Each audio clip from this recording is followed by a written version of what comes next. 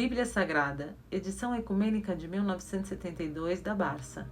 Leitura da Palavra de Nosso Senhor. Antigo Testamento. Introduções aos livros históricos. Interpretação católica por Luiz Alonso Schoukel, da Comunidade Cristã, professor de Teologia Bíblica do Pontifício Instituto Bíblico de Roma. Narração de Margarete Vital. Josué.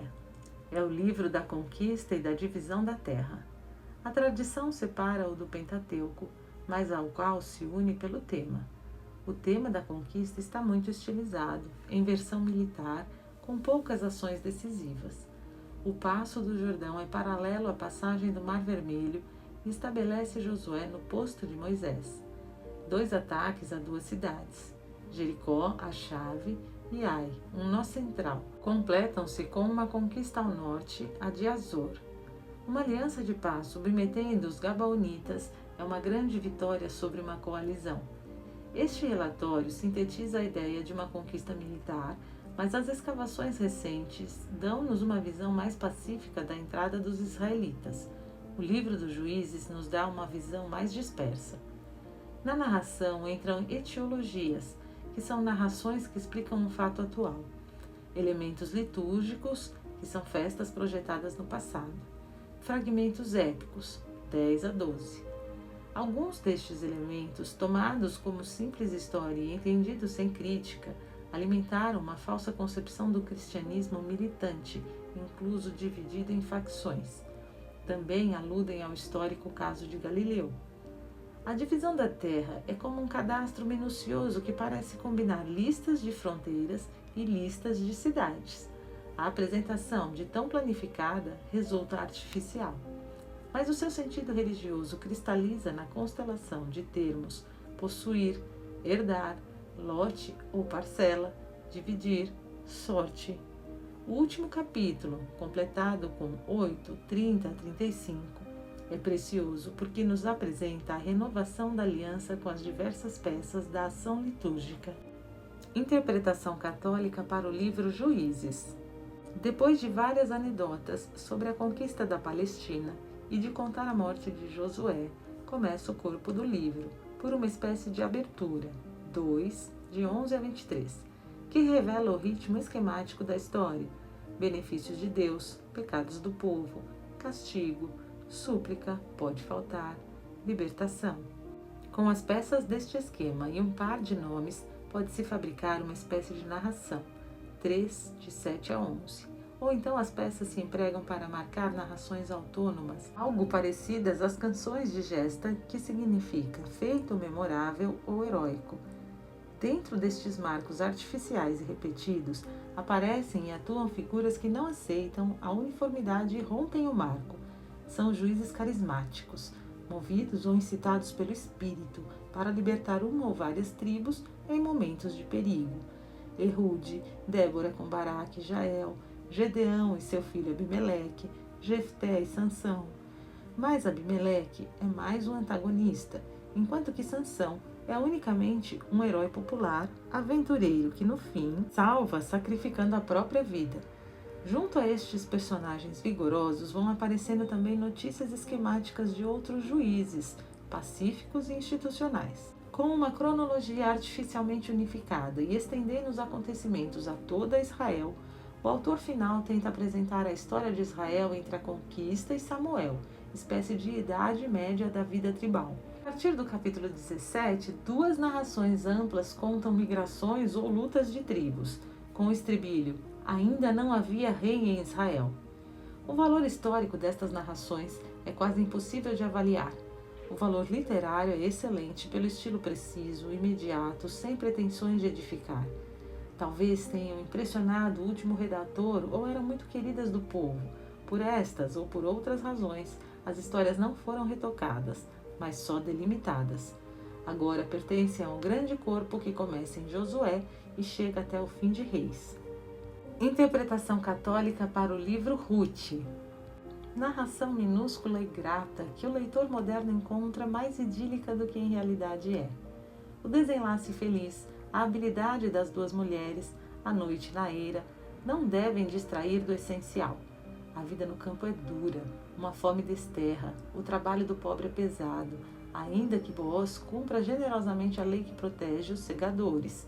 É central no livro a instituição jurídica da redenção ou resgate que obriga o parente a resgatar os campos e a continuar a linha familiar. É uma instituição baseada num profundo sentimento de lealdade. Por isso, dominam a cena essas duas figuras, a hebreia leal ao marido morto e a nora leal à sua sogra, à família e ao povo do marido. Por esta lealdade sacrificada, Ruth abandona o seu povo natal, em Moabe, e incorpora-se ao povo escolhido. Segundo os últimos versos, possível adição, a estrangeira entra na genealogia de Davi. Quanto à data e à composição do livro, só contamos com uma rica gama de opiniões que o situam entre o século IX e o século IV. Interpretação católica para os livros 1 e 2 Samuel. Estes dois livros são, em realidade, um só dividido em duas partes. Se bem que contenham muito material próprio e independente graças a uma elaboração unitária, passaram a formar parte do grande corpo narrativo de Josué, Juízes, Samuel, Reis. Samuel é o último juiz, libertador como Gedeão, vidente como Débora e governador como Tola. Síntese e culminação de uma etapa famosa. Como juiz teocrático, resiste à monarquia, mas Samuel é de fato o elo, o instituidor da monarquia por tolerância ao encargo do Senhor. Também a monarquia nasce com esta duplicidade. Fracasso do monarca que encarna a iniciativa do povo, Saul, e triunfo do monarca que o próprio Deus escolhe, Davi. Mas Davi entra no signo da duplicidade, fiel a Deus e desleal para com um homem, e sobre ele triunfará a palavra do Senhor, que anuncia e rege a história. O livro atual divide-se facilmente em 4 partes: ciclo de Samuel, de 1 a 7, Samuel e Saul, de 8 a 15, Saul e Davi, de 16 a 31, e Davi, de 1 a 20, apêndice 21 a 24. O tempo que cobrem, à parte a infância de Samuel, vai aproximadamente desde a vitória filisteia, cerca de 1050, até os últimos anos de Davi, por volta de 975. Davi unifica as tribos num reino, vence os filisteus, submete Amaleque, Edom, Moabe e Amon, os arameus de Soba e de Damasco, conquista Jerusalém e funda ali um santuário. Nos tempos de Davi, surge o primeiro profeta da corte, Natã, encarregado tanto de apoiar e dirigir o rei como de denunciar os crimes. Os materiais empregados no livro, tradições orais e talvez documentos escritos são de valor histórico desigual e crescente até a história de Davi, e firmes tanto na prosa narrativa como nos poemas inseridos. Nos discursos que o autor põe na boca de seus personagens, escutaremos mais facilmente a sua intenção teológica. Interpretação católica para os livros 3 e 4 Reis. Os livros dos reis são, na realidade, e são parte do corpo narrativo Josué, Juízes, Samuel, Reis. Vão desde o reinado de Salomão, 967 a 931, até a metade do desterro, em 560. Este reino unificado por Davi divide-se com a morte de Salomão em 2 monarquias paralelas e antagônicas. O reino do norte é ainda parte do reino escolhido.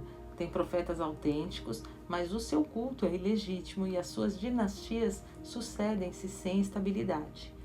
No ano 722, este reino sucumbe ao assalto da Assíria. O reino do sul conserva a dinastia davídica, o templo e a capital, mas também sucumbe ao poderio babilônico.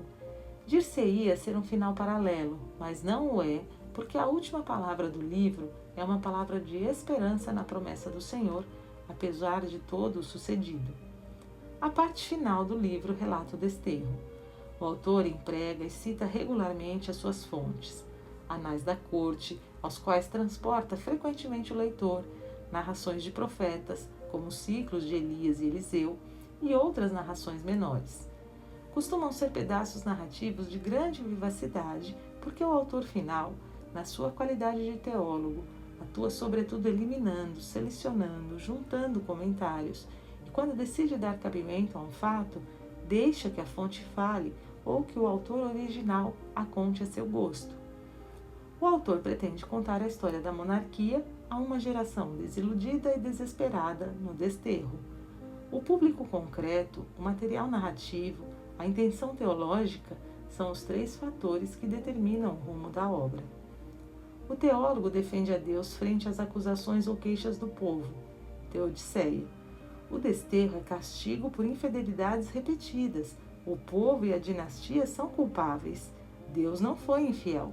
O desterro não anula a promessa divina feita a Davi, porque esta era incondicionada. A promessa cumprir-se-á, porque Deus é fiel à sua palavra. Provam-no 45 episódios, distribuídos ao largo da obra, em que se cumpre uma palavra profética. O autor escolhe e apresenta com amplitude os fatos em que se destaca a continuidade dinástica, superando graves perigos, como a história de Atália. Contrapõe esta continuidade às frequentes mudanças do reino setentrional que não tem uma promessa de Deus. Isto dá origem a uma história paralela de dois reinos, ambos parte do mesmo povo escolhido, se bem que um careça do canal de bênção, que é a dinastia eleita e o templo legítimo. Sobre os reis, o autor pronuncia um juízo rigoroso, de acordo com a sua atitude para com o templo e o culto central. Só se salvam plenamente Ezequias e Josias. Interpretação católica para os livros 1 e 2 Paralipômenos ou Crônicas. Na segunda metade do século V, a nova comunidade israelita, poucas gerações após o regresso do desterro, logra consolidar-se de novo. A cidade volta a ter os seus muros, o templo a ter o seu culto e aparece uma nova realidade, que é o livro sagrado. É a comunidade legítima do povo escolhido, e aos historiadores interessa provar a legitimidade, remontando através da história as suas origens. O desterro foi um intermédio e não uma ruptura definitiva. O segundo templo é herdeiro do primeiro. A nova ordenação política é herdeira da dinastia davídica. Mais ainda, por uma série de listas, a história remonta a Adão. A aridez destas listas não deve nos enganar. Refletem uma visão audaz da história universal no tempo e gravitando sobre a minúscula comunidade judaica, vassala do império de turno. A obra original incluía o que hoje distinguimos como 2 livros de Paralipômenos, Esdras e Neemias. A divisão e inversão atuais perturbam a visão unitária. Esta obra foi escrita provavelmente algum tempo depois de Esdras, digamos por meados do século IV, e autores posteriores acrescentaram variados elementos. O cronista utiliza conscientemente as fontes, conhece o Pentateuco na sua elaboração da escola sacerdotal, cita uma história de reis que designa com nomes diversos, cita narrações proféticas, porventura já incorporadas à história dos reis. Além disso, o autor teve acesso a fontes oficiais que lhe permitiram acrescentar dados próprios de grande valor histórico. Com estes materiais, e apesar de repetir muitas páginas de textos precedentes, o cronista escreve uma história própria, organizada de acordo com uns quantos princípios teológicos rigorosos, quase rígidos. Leva ao extremo o princípio da retribuição individual, inclusive dividindo em etapas reinados individuais. A intervenção de Deus na história torna-se cada vez mais direta, enquanto que a ação humana perde consistência. Assim, continua a ação sacerdotal. Templo e culto são o centro da história israelita. Idealiza a monarquia, sobretudo a de Davi, que teve a primeira ideia do templo, planejou o culto e contribuiu com letras e música. Dir-se-ia que o autor quer exaltar a figura de Davi como patrono dos cantores do templo.